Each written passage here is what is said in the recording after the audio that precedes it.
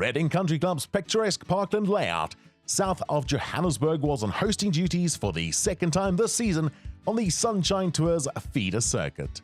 The next generation of golfing talent was in action for the Betway Big Easy Blue Label Unlimited Invitational 4 event. The tournament, originally scheduled for 3 rounds, was met by multiple delays caused by a combination of bad weather and poor light on the opening day, and a decision was taken to shorten the event to 36 holes. It's been a bit of a rocky week. The rain has disrupted things. We had heavy rains on Monday, but apart from that, we've made the best of it.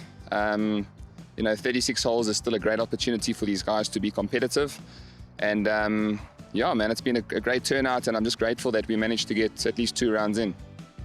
With tournament organisers still able to deliver a competitive stage for the players, Evan Mazibuko completed his first round. Mazibuko was coming off a morale-boosting tournament at Soweto Country Club, and he shot a level par 71 after making the turn in 31. I shot 5 under first 9, and then 5 over back 9. But because of the ball didn't respond the proper way because of the weather, because we had to stop and come back after 2 hours. But all in all, it was a good round anyway. We'll take it. Fellow Papua Sokolem class member Sianda Mwandla has experience of playing on the Sunshine Tour, where he aims to establish himself again going forward. With 4 birdies on the card, the Glendower Golf Club professionals signed for a 69. This week I've putted really, really nicely, hitting ball nicely as well. So it's all great. I shot 3 under par the first round. I'm very pleased. Matt Miller handsomely strode the fairways on day 1 at Reading, and he was hoping to follow in the footsteps of Joe Sullivan and Harry Koenig, players from England who had both claimed titles during the season. Miller produced a fine round of 7 under par 64. Tee to green, I played really solid, but it was all down to my putting really. I hold a lot of good putts, especially on my back 9. I made a lot of 10-foot putts, and I kind of stayed in the present really well and kind of didn't let the weather get to me. We had a few delays. I had to wait another hour and a half inside the clubhouse, and I just really stayed in the present and didn't try to think too far ahead. Miller was in pole position with 18 holes to negotiate, while his closest challengers Leon Visser and Kian Rose shared a second place on 5 under par. Kian Rose is a former NCAA Division I star who graduated from Clemson University.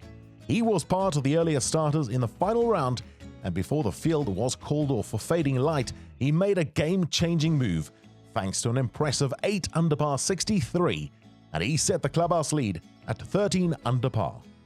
Throughout the round, I got asked afterwards as well, how I thought about it, and I didn't really have an answer because it was sort of just like a blackout.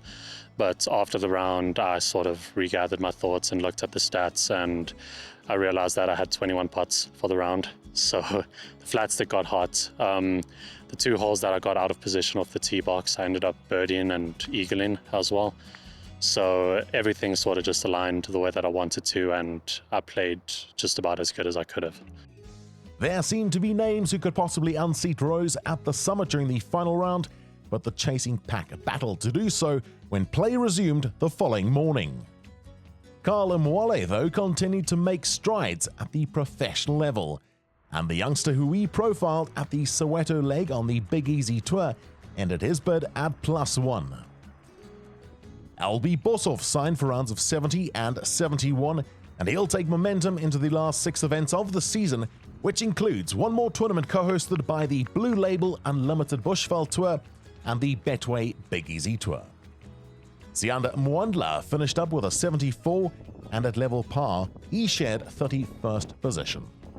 While Evan Mazibuko, with his eldest son Tulani, an inspiring professional on the bag, closed with a 75.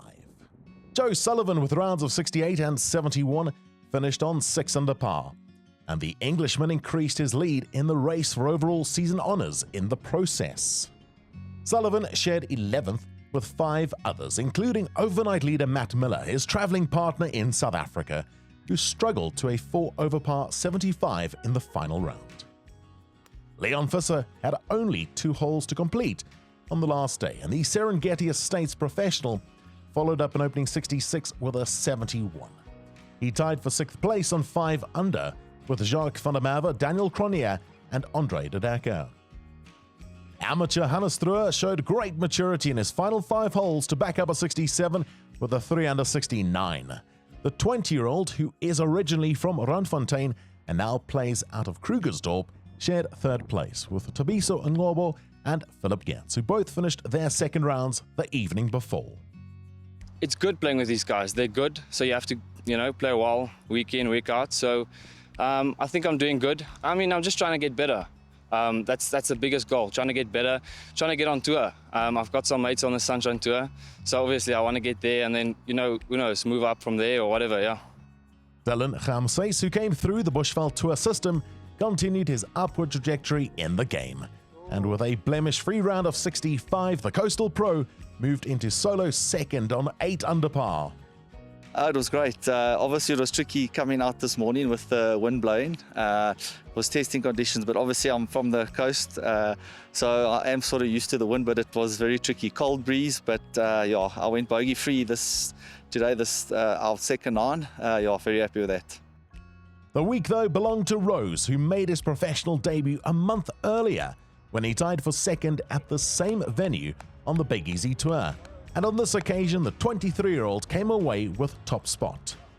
That first event here was a bittersweet ending. I was in the final group. I had a putt on the last hole to push it into a playoff, and I left it in the mouth. So that one tasted a little better, but it forced me to push myself a little more. So coming out here again this week, that was a bit of a redemption story for me to regather for myself, and I ended up getting it done. Rose, who was made to wait before lifting the trophy, captured the first professional title of his career by 5 shots. I'm very chuffed and happy with where my game's sitting at the moment and how I've been playing. It's a dream come true. I get to chase that professional lifestyle of playing professional golf, and it's been something I've wanted for a very long time now. So everything's starting to fall into the right place now, and it's more just a case of me going out and doing the best I can. The likes of Christian Bezuidenhout, Robin Williams and Casey Jarvis have all started their careers on the feeder circuit and have since gone on to establish themselves on the global stage, something that Rose looks destined to do after his showing in Alberton and his rise up to 9th position on the Order of Merit. From myself, Andrew Hope, and the Highlights team, congratulations to South Africa's new kid on the block, Kian Rose, who got his professional journey off to the ideal start at Reading.